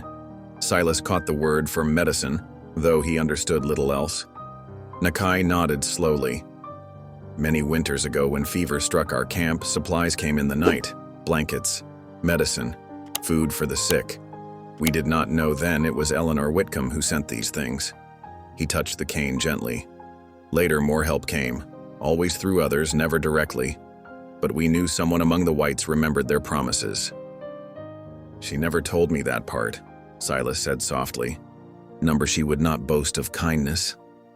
Nakai's eyes crinkled slightly. Unlike her first husband, who boasted of honor while breaking his word. The chief turned, speaking quickly to the gathered men. Several nodded and moved toward their horses. The older woman disappeared into her lodge, emerging with a bundle wrapped in trade cloth. "We will ride with you," Nakai announced. "Not as warriors, but as witnesses, to show that Eleanor Whitcomb's bridges still stand." Relief flooded through Silas's weary body. "I'm much obliged," he said, the words feeling inadequate for the depth of his gratitude. "First you will eat," the older woman declared, pressing the bundle into his hands. "The ride was long, and the one ahead is important." Inside the bundle, Silas found fresh bread and dried meat. His stomach growled, reminding him he hadn't eaten since yesterday's dawn. As he ate, sitting cross-legged by a cooking fire, he watched the Ute men prepare for the journey. They moved with quiet efficiency, checking cinches and gathering supplies. 6 riders would accompany them, Nakai and 5 others, all mature men known for steady judgment. They carried no weapons beyond hunting knives and the occasional bow for game. This was deliberate, Silas realized. They were coming as peaceful men, not warriors spoiling for a fight. The sun had climbed above the eastern peaks by the time they set out. Silas rode beside Nakai, the other men spread out behind them in a loose formation. Eleanor's cane was secured across Silas's saddle, a reminder of their purpose. As they followed the winding trail down from the high country, Nakai spoke of Eleanor's secret aid over the years: medicine during epidemics, food during harsh winters, even school supplies for the children, always delivered through trusted traders or friendly settlers. She never sought credit, Nakai said, never asked for gratitude. This is rare among your people. Silas felt shame heat his face. I've been a fool, he admitted. All I saw was an old woman making me look ridiculous. All I cared about was what others thought. And now I see what she really is, braver than me, wiser. He straightened in his saddle. If we get her free, I aim to be a proper husband, one who's proud to stand beside her. Nakai nodded, satisfaction flickering across his features. They rode in comfortable silence for a while, hooves clopping steadily on the rocky trail. The morning warmed around them, drying the last of the night's rain from the sage and pine. By midday, they reached the river that marked the halfway point to Silver Bluff. The water ran high and swift with spring melt, its surface glinting in the sun. Nakai called a halt to rest the horses and take counsel. As they shared a simple meal of dried meat and corn cakes, the chief sketched a map in the dirt with a stick. The town has 2 roads in, he explained. If we approach from the east at sunrise, we will be seen clearly. No mistake for raiders or thieves. The other men nodded approval. One spoke up, suggesting they send a rider ahead to ensure Eleanor wasn't moved during the night. Another recommended they spread out their approach, coming in from several directions to show their numbers without appearing threatening. Silas listened, marveling at their careful planning. These men had every reason to hate the town that had pushed them from their traditional lands. Yet here they were, plotting a peaceful rescue of a white woman who had shown them kindness. Eleanor built these bridges year by year, he said aloud, understanding finally striking him. While the rest of us were putting up fences and drawing lines, she was reaching across them. Yes, Nakai agreed. Small kindnesses like pebbles in a stream. Over time, they make a crossing. They rested through the heat of the day, conserving their horses' strength. As the afternoon shadows lengthened, they moved a little further downstream to make camp for the night. The spot Nakai chose offered good grazing for the horses and clear views of the surrounding country. The Ute men went about their camp tasks with practiced ease. 2 gathered firewood while others tended the horses. One produced coffee in a battered pot from his saddlebags, a gesture of hospitality that touched Silas deeply. As they sat around the small fire, steam rising from their coffee cups, Silas felt the weight of the past weeks settling into place like pieces of a puzzle. Eleanor's arrival, his shame, her quiet strength, the growing respect he'd tried to fight. All of it leading to this moment, surrounded by men he once would have mistrusted, united in a cause he never would have imagined. I've been ashamed of the wrong things, he said suddenly, needing to speak the truth aloud. The firelight played across the listening faces around him. Worried what folks would think of me, married to a woman old enough to be my mother. But the real shame was in not seeing her worth. He lifted his coffee cup, the metal warm against his calloused palm. When we get her free, if she'll have me still, I aim to do right by her. Stand with her proper, not skulking in the shadows. Be the kind of husband she deserves. Good words, Nakai said softly, but actions will prove them. Yes. Silas set his cup down carefully. That's why I'm saying them here before witnesses, so you'll hold me to them. The other men nodded solemnly. One spoke a phrase in Ute that made the others smile. Nakai translated, "He says you are learning wisdom late, but better late than never." Silas accepted this with a rueful chuckle. The night deepened around their fire, stars appearing in the gaps between the clouds. Tomorrow would bring whatever it would bring. But tonight, he had found his path at last, the one Eleanor had been quietly showing him all along. Morning mist clung to the valley as first light painted the eastern sky. Hoofbeats echoed through Silver Bluff's empty streets as Silas rode beside Chief Nakai, 10 Ute warriors following in formation behind them. Their arrival drew townsfolk from their homes and businesses, doors creaking open, faces peering out windows. Near the jailhouse, a crowd had already gathered. Through gaps between shoulders, Silas spotted Eleanor. They'd bound her hands and made her stand in the morning chill. Yet she held her head high, silver hair gleaming in the dawn light. His heart clenched at the sight, but pride filled him too. Even now, she showed more dignity than her captors. Darius Kellerman stood nearby, his fine coat dusty from the night's activities. The railroad agent's smug expression faltered as he registered the approaching riders. Whispers rippled through the crowd. Women pulled children close.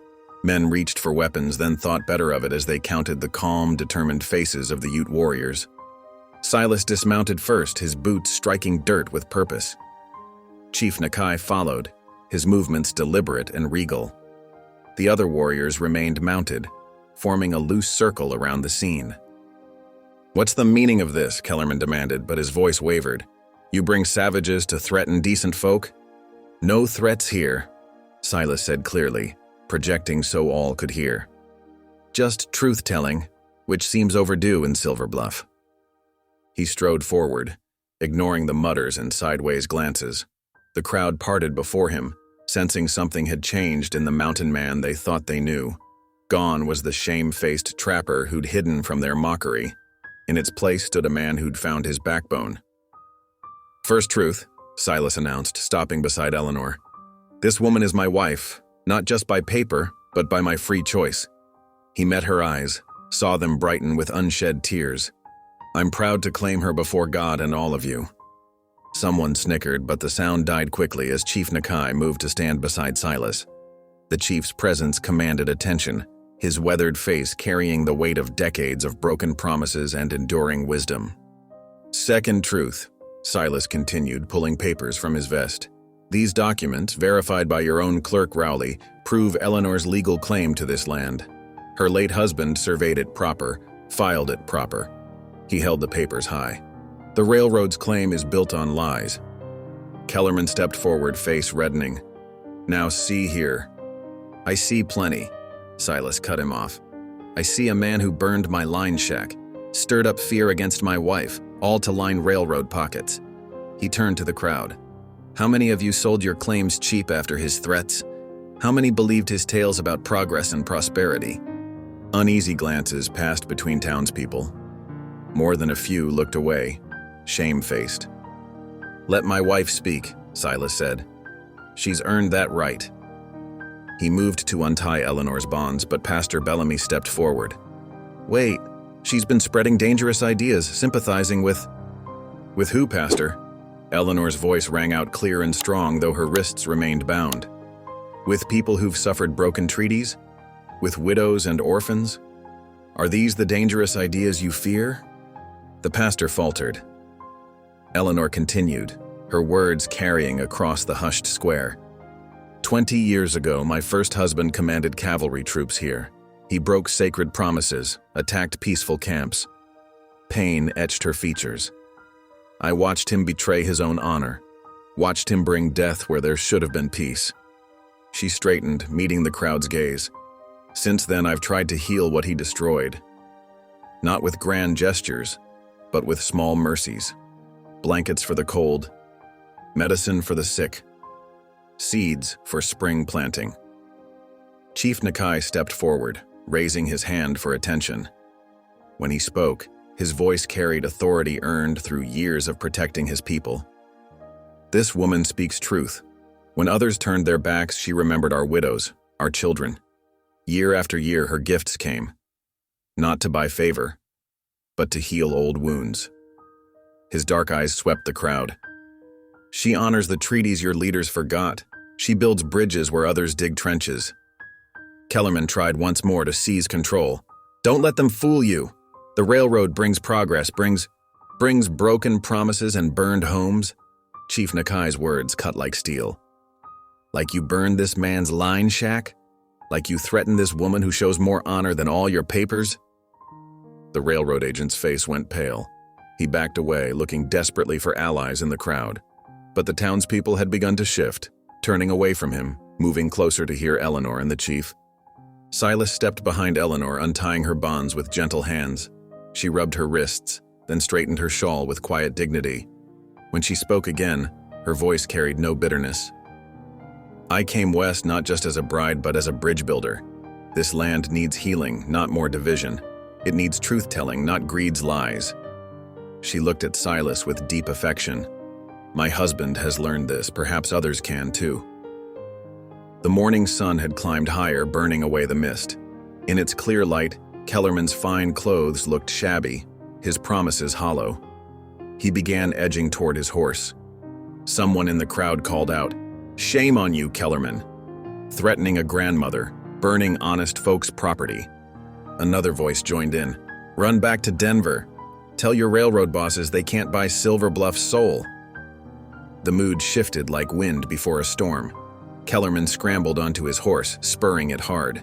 Jeers followed him as he galloped out of town, leaving only dust and discredited lies behind. Silas took Eleanor's hand, holding it high for all to see. "My wife," he declared again, pride ringing in his voice. "My chosen partner." Chief Nakai nodded approval. The Ute warriors sat straighter in their saddles, honoring the moment. Slowly, the crowd began to disperse, many pausing to nod respectfully to Eleanor or touch their hats to the chief. Pastor Bellamy approached last, head bowed. "Ma'am, Mrs. Brackett, I owe you an apology. We all do." Eleanor squeezed his arm gently. "There's grace enough for everyone, Pastor. That's what I learned from my years of atonement." The morning breeze carried the scent of sage and renewal. Silas stood tall beside his wife, understanding at last that true strength lay not in standing alone, but in standing together for what was right. Golden afternoon light slanted across the mountain valley as Eleanor carefully placed another apple seedling into the rich soil. Her silver hair gleamed in the sun, tied back with a faded blue ribbon. 6 weeks had passed since the confrontation in Silver Bluff, and spring had arrived in earnest, painting the slopes with wildflowers. Near the newly dug holes, several Ute children watched with fascination as Eleanor demonstrated how to spread the roots just so. Their mothers sat in the shade of the cabin, weaving baskets and sharing dried berries. The scene would have been unimaginable months ago. Settlers and Ute gathered in peace on contested land. "Like this?" asked Little Fox, a boy of perhaps 8 summers, as he gently patted soil around a tender sapling. "That's just right," Eleanor praised, her wrinkled hands guiding his smaller ones. "Not too tight, not too loose.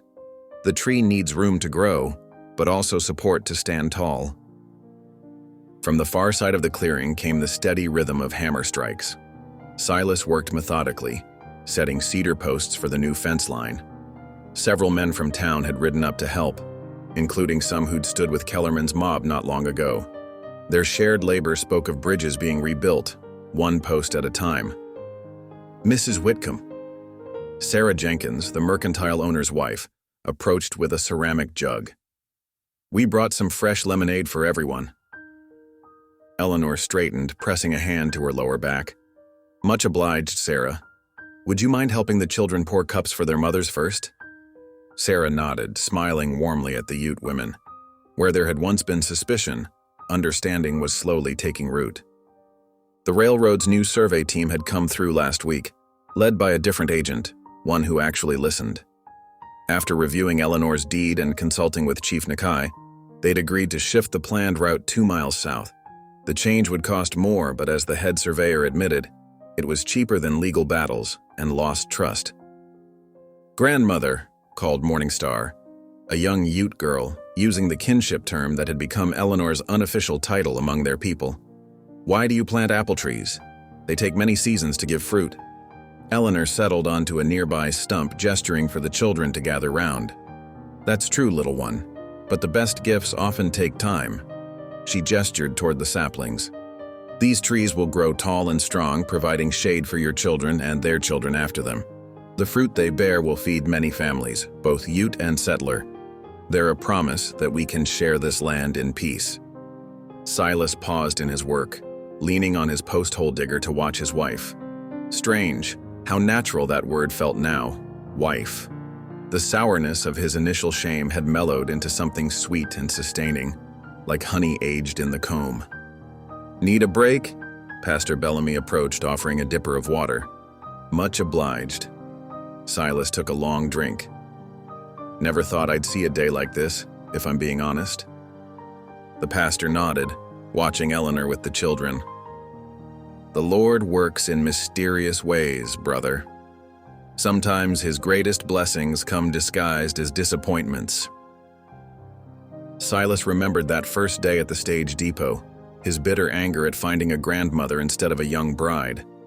"Reckon you're right about that." As afternoon deepened toward evening, the visitors began heading home. The Ute women gathered their children, promising to return when the moon was full. Sarah and the other town ladies packed up their empty baskets, having shared a picnic lunch that bridged cultural divides. The men loaded tools into wagons, planning the next workday. Eleanor stood at the cabin door, waving goodbye until the last rider disappeared around the bend. Then she sighed contentedly, removing her work apron. "Tired?" Silas asked, coming up behind her. "Pleasantly so." She smiled up at him. "The kind of tired that comes from doing good work." He nodded toward the new saplings. "They look right at home already." "They should. This is good land, meant for growing things." Eleanor's eyes held a familiar gleam. "Not just apples, mind you. I was thinking we might put in some peach trees next spring, and perhaps a proper vegetable garden with corn and squash like the Ute women showed me." Silas chuckled. "Getting ahead of yourself, aren't you?" "I prefer to think of it as planning with hope." She patted his arm. "Now come help me with supper. All this fresh air has given me quite an appetite." As Eleanor moved about the cabin, Silas marveled at how different it looked from the sparse bachelor's den he'd maintained for so many years. Cheerful curtains framed the windows, and dried herbs hung from the rafters. A quilted cushion softened his old rocking chair, and proper dishes had replaced his dented tin plates. But the changes went deeper than mere furnishings. The cabin felt alive now, filled with warmth and purpose. Even his trappings seemed different, less a lonely pursuit than part of a larger pattern of living in harmony with the land and its people. After they'd eaten and cleaned up, Eleanor brought out her Bible for their evening devotions. Another new habit, but one Silas had come to cherish. Her voice, strong despite her years, carried the ancient words with conviction. "When the Lord turned again the captivity of Zion, we were like them that dream. Then was our mouth filled with laughter, and our tongue with singing." As darkness settled over the valley, they moved to the porch. The evening air carried the scent of pine and fresh-turned earth. Crickets tuned up their nightly chorus, and somewhere in the distance, a lone coyote called. Silas took Eleanor's weathered hand in his calloused one. "Been meaning to tell you something." She turned toward him, patient as always. "That day you stepped off the stage." He cleared his throat. "Well, you know I'd ordered myself a young bride. Thought I needed someone to give me children, carry on my name." He squeezed her fingers. "But the Lord knew better what I needed. Sent me wisdom instead of youth, strength instead of beauty. Though," he added with a smile, "you've got plenty of that too, in your own way." Eleanor's eyes glistened in the fading light. Psalm 126 tells us, "They that sow in tears shall reap in joy." She looked out over the newly planted orchard. "I came west carrying old griefs, seeking to make amends. You were trapped in loneliness, wearing it like armor, but God had better plans for us both." Silas followed her gaze to where the apple seedlings stood in neat rows, barely visible now in the gathering dusk. Such tiny things, yet full of promise. Like seeds of faith, he reflected, or the first tender shoots of love in unexpected places. Each tree would grow slowly, adding ring upon ring of patience and perseverance. Their branches would spread wide, offering shelter to birds and shade to weary travelers. Their blossoms would perfume spring air for generations to come, and their fruit would feed both friend and stranger. But most precious of all, they would stand as living testimony to the power of second chances, to the mystery of grace that could turn grief to joy, enemies to neighbors, and two wounded souls into healing partners. Eleanor leaned against his shoulder, humming softly, an old hymn he'd come to recognize. Silas wrapped an arm around her, grateful beyond words for this woman who had taught him to see with new eyes. Together they watched the first stars appear, their silver light blessing the valley like promises waiting to be fulfilled. Thank you for listening. Stories connect us in the most unexpected ways. If you felt that spark today, make sure you're subscribed. I share a new one daily, and the next might change your day.